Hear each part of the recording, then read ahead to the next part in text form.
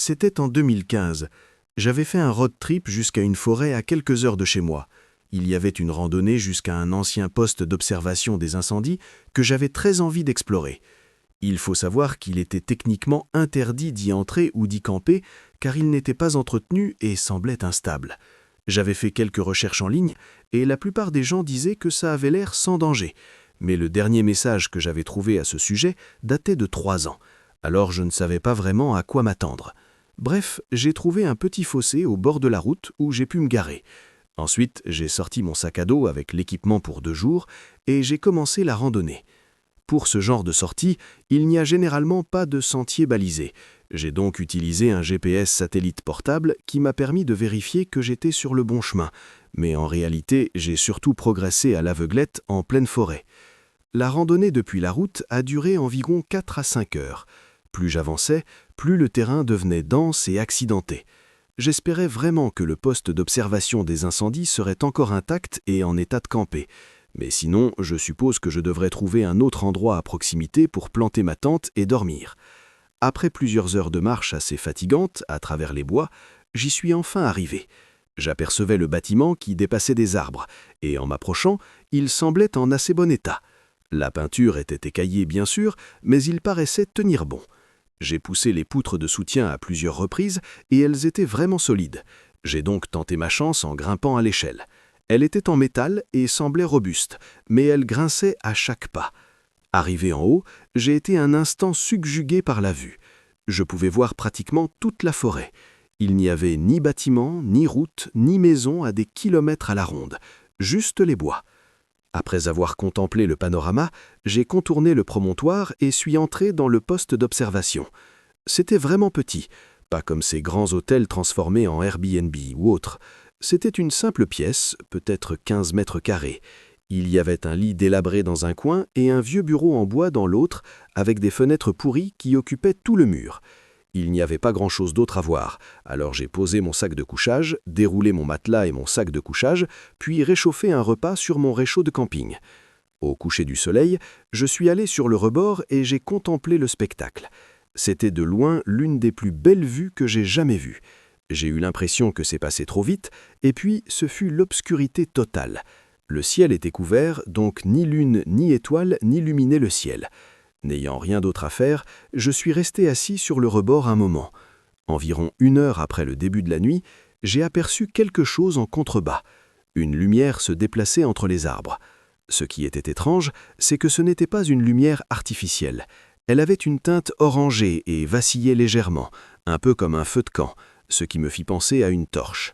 Il se déplaçait entre les arbres de la forêt, non loin de là où j'étais. Les chances que quelqu'un d'autre soit là en même temps que moi, dans un coin aussi reculé des bois, étaient infimes, d'autant plus qu'il n'y avait même pas de sentier pour y accéder. De plus, se déplacer la nuit sans lampe torche et avec une simple torche était plutôt étrange.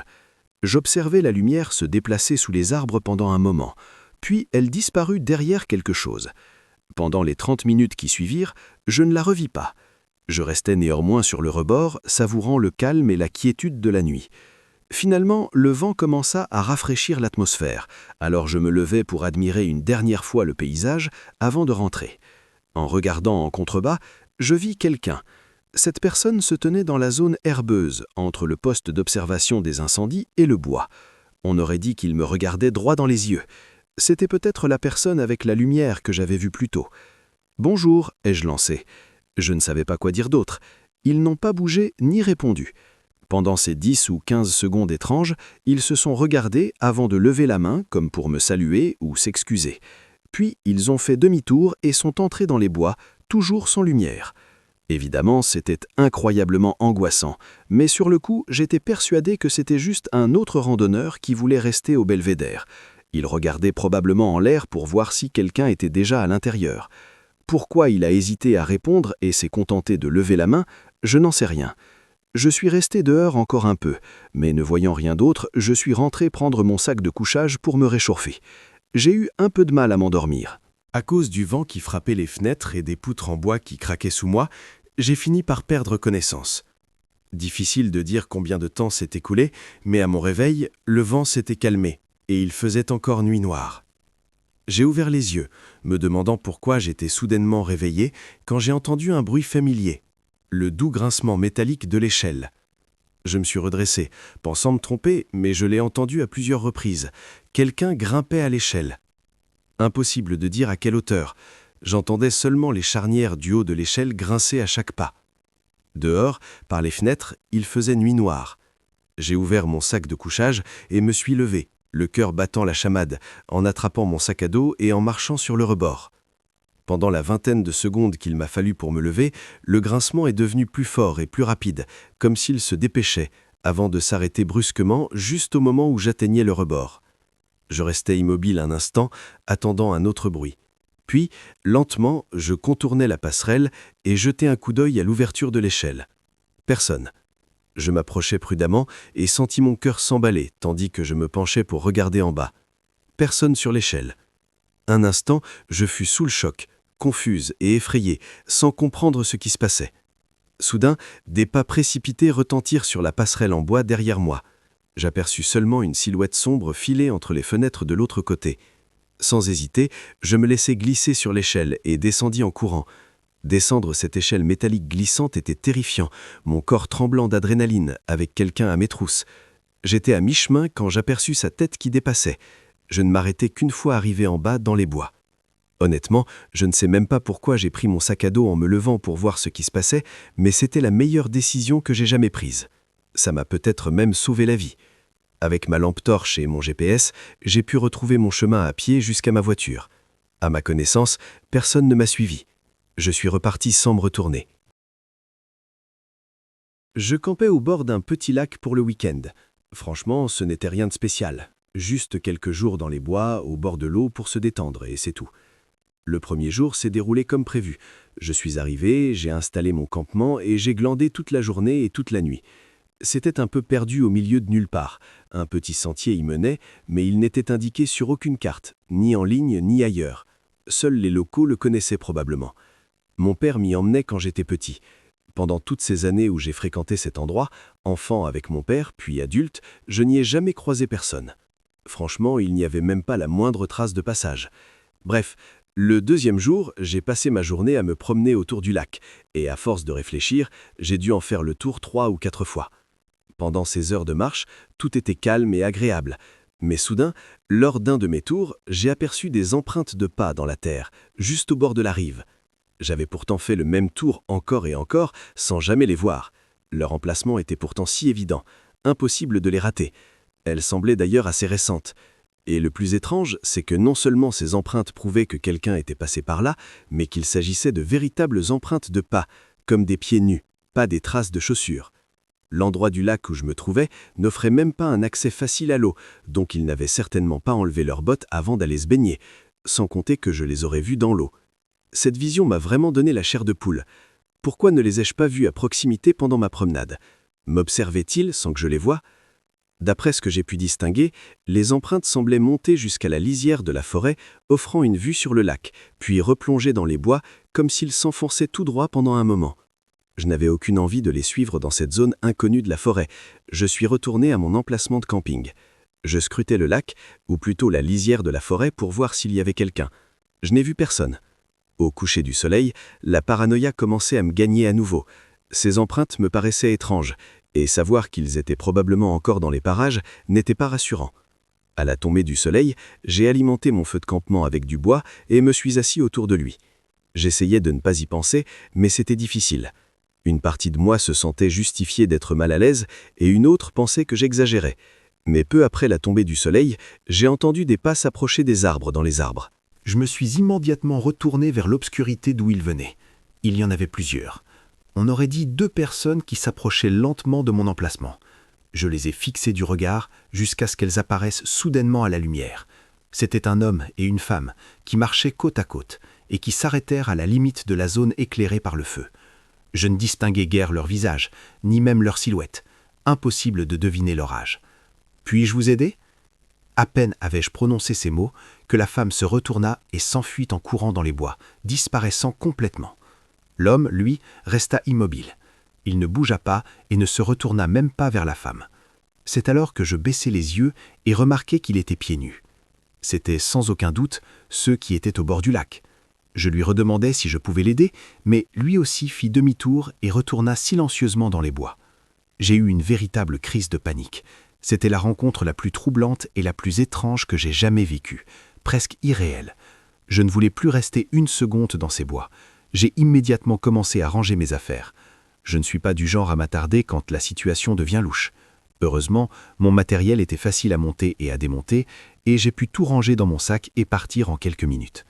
Je ne savais pas où ils étaient allés, mais je ne voulais pas être encore là s'ils revenaient. J'ai retiré toutes les bûches non allumées du feu pour qu'ils s'éteignent rapidement après mon départ.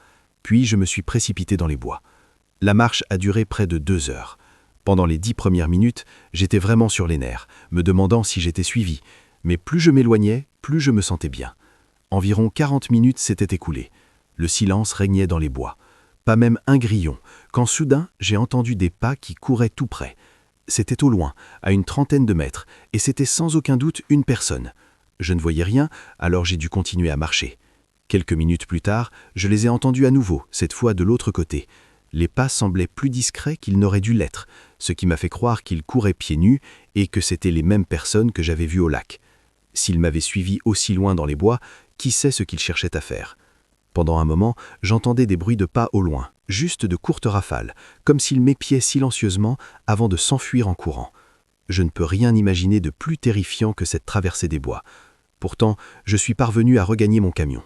J'ai réussi à m'en sortir. J'aurais aimé pouvoir en dire plus, ou savoir qui était cet homme et cette femme, ou ce qu'ils faisaient là-bas, mais je n'en sais rien. Peut-être suis-je folle, mais parfois je me demande s'ils étaient encore en vie. Je ne sais pas, et je ne suis pas sûr de vouloir le savoir. Je n'y suis jamais retourné. Je suis une jeune femme de 24 ans originaire du nord de l'Arizona. C'était il y a quelques années. À l'époque, je vivais dans un petit camping-car et parcourais la côte ouest américaine. Il existe une grande variété de modes de vie. Certains aiment vivre dans ce genre de fourgonnette ou de camping-car. J'essayais toujours d'éviter les grandes villes et de privilégier les petits villages pour camper entre 2 destinations. Mais la plupart du temps, je préférais camper en pleine nature. C'est au milieu des bois, seul au monde, que je me sentais le plus à l'aise et que j'appréciais le plus ce mode de vie nomade. Je pense que c'est en partie parce qu'il était toujours plus sûr d'être seul en forêt que de camper discrètement sur un parking bondé, en plein cœur d'une ville. Comprenez-moi, ça peut encore être un peu angoissant la nuit, mais je sais que je suis toujours mieux seul. Cette semaine, je voyageais tranquillement entre 2 grandes villes de l'État de Washington. Je prenais mon temps, empruntant les routes secondaires et m'installant dans des campings pour plusieurs jours d'affilée. Ce jour-là, j'ai quitté la route principale pour m'engager sur un petit chemin de terre qui s'enfonçait profondément dans la forêt. Il y avait quelques emplacements pour se garer, mais aucun n'était occupé, et on aurait dit que personne ne venait ici depuis un moment. Alors j'ai continué, espérant trouver un endroit plus grand et plus pittoresque. Au bout du chemin, il y avait un grand cercle pour se garer. Ce n'était pas un endroit particulièrement beau, juste entouré d'arbres, mais c'était grand, isolé et paisible, et il y avait même un cercle de pierre au centre pour faire un feu de camp. J'ai calé mon van et me suis garé. Comme c'était le milieu de printemps, il pleuvait quasiment tous les jours dans l'État de Washington, donc je n'avais pas grand-chose à faire dehors. J'ai ouvert la porte latérale du fourgon pour prendre l'air pendant que je préparais un repas sur mon réchaud à gaz. Le soleil se couchait, donc il me restait encore plusieurs heures avant d'aller me coucher. Au cours des 30 minutes suivantes, le soleil a disparu à l'horizon et la pluie s'est intensifiée. J'ai fermé la porte pour éviter que l'eau entre et j'ai entrouvert une des petites fenêtres à l'arrière du fourgon.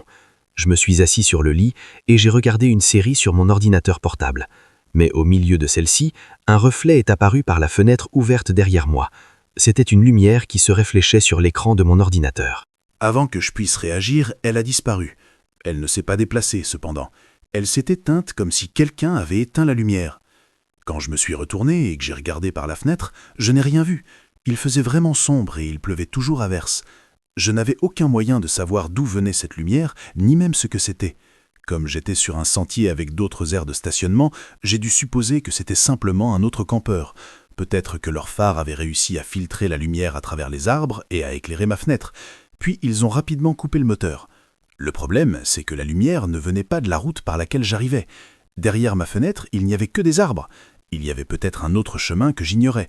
De toute façon, je ne pouvais pas aller plus loin, alors j'ai fait demi-tour et je suis retourné à mon ordinateur portable. De temps en temps, je jetais un coup d'œil par les fenêtres, où il me semblait entendre quelque chose dehors. Mais avec la pluie qui tambourinait sur le toit en tôle, je n'arrivais pas à savoir si j'entendais vraiment quelque chose. À chaque fois que je regardais, je ne voyais rien qui confirme la présence de quelque chose, alors je ne m'inquiétais pas trop. Il était environ 22 ou 23 heures quand j'ai décidé de rentrer pour la nuit et d'essayer de dormir. J'ai tout éteint dans le van, fermé toutes les fenêtres et baissé les stores. Il faisait presque nuit noire à l'intérieur. Je me suis glissé sous les couvertures et j'ai essayé de dormir. D'habitude, je n'avais aucun mal à m'endormir, mais ce soir-là, impossible de trouver le sommeil. Malheureusement, la pluie s'est intensifiée au bout d'une heure et le tonnerre a commencé à gronder. Le bruit était assourdissant et m'empêchait de dormir. Environ 2 heures après le début de la nuit, malgré la pluie battante et le tonnerre, j'ai cru entendre un bruit dehors. C'était suffisamment fort pour que je sois sûr d'avoir entendu quelque chose. On aurait dit quelqu'un ou quelque chose qui courait et faisait tomber une branche au sol, juste à côté de ma camionnette. Aussitôt, plus rien. Il faisait si sombre que je ne voyais même pas le sol sous la fenêtre. Plus je regardais dehors, plus je me sentais mal à l'aise. J'avais l'impression d'être observé. J'ai remis le store. Je suis resté assise là, essayant de me convaincre que j'exagérais, mais 1 minute plus tard, j'ai entendu une voix d'homme, un murmure assez fort, comme s'il parlait à quelqu'un. Je restais assise en silence, trop effrayé pour soulever les couvertures et regarder à nouveau par la fenêtre, sachant qu'il me verrait probablement s'il ne l'avait pas déjà fait. Cependant, il pouvait sans doute déjà supposer que quelqu'un était dans la camionnette, ce qui rendait la situation d'autant plus terrifiante. Pendant 2 ou 3 bonnes minutes, je n'entendis rien d'autre que la pluie et le tonnerre avant qu'un bruit soudain ne se fasse entendre à l'extérieur de la porte latérale coulissante. On aurait dit du plastique qui se plie, comme si quelqu'un s'appuyait contre la porte. Puis on frappa à la porte. Quelques secondes plus tard, on frappa de nouveau. Même si j'étais sûr qu'il savait déjà que j'étais là, j'étais encore trop effrayé pour parler. Peut-être ne savait-il pas combien de personnes étaient à l'intérieur, ni même si j'étais un homme ou une femme. Alors je me sentis plus en sécurité en ne leur donnant rien et en gardant le silence. 5 minutes angoissantes et troublantes s'écoulèrent, tandis que les coups continuaient à intervalles réguliers sans que personne ne dise un mot. Ils devaient être trempés jusqu'aux os et ne devaient probablement rien voir du tout à cause de ce temps. Mais finalement, ils ont dit quelque chose. « Shérif, ouvrez !»« Quoi ?» Je n'y ai pas cru une seconde. Si c'était vrai, pourquoi ne l'auraient-il pas dit dès le début ? Ils ont continué à frapper et à crier différentes phrases, répétant en substance qu'ils étaient agents et que je devais ouvrir la porte. Cela ressemblait à une tentative désespérée de me faire ouvrir sans violence. J'ai lentement soulevé le cache de la fenêtre et j'ai regardé dehors. Je n'ai aperçu qu'une silhouette sombre qui bougeait près de la porte, mais à sa forme, elle ne semblait pas porter d'uniforme de police, donc j'étais certain que la situation allait mal tourner. J'ai hésité pendant une trentaine de secondes, tandis que les coups semblaient devenir de plus en plus insistants, avant de me décider à prendre le risque de monter au volant et d'essayer de démarrer. À peine étais-je arrivé là-haut et avait-il démarré la voiture, que j'ai entendu 2 paires de pas se précipiter vers le côté du fourgon. J'ai commencé à démarrer quand la silhouette est apparue à la fenêtre côté de moi. Heureusement, la camionnette ne s'est pas embourbée et j'ai pu rejoindre le sentier. En m'éloignant, je n'ai croisé aucun autre véhicule, ce qui rend les intentions de ces inconnus particulièrement inquiétantes. J'ai déposé une plainte auprès du comté, qui a bien sûr affirmé qu'aucun agent n'était sur place cette nuit-là, mais je n'ai rien entendu depuis. La situation aurait pu dégénérer, mais depuis, rien d'autre ne s'est produit. Merci d'avoir regardé la vidéo. N'oubliez pas de liker et de vous abonner.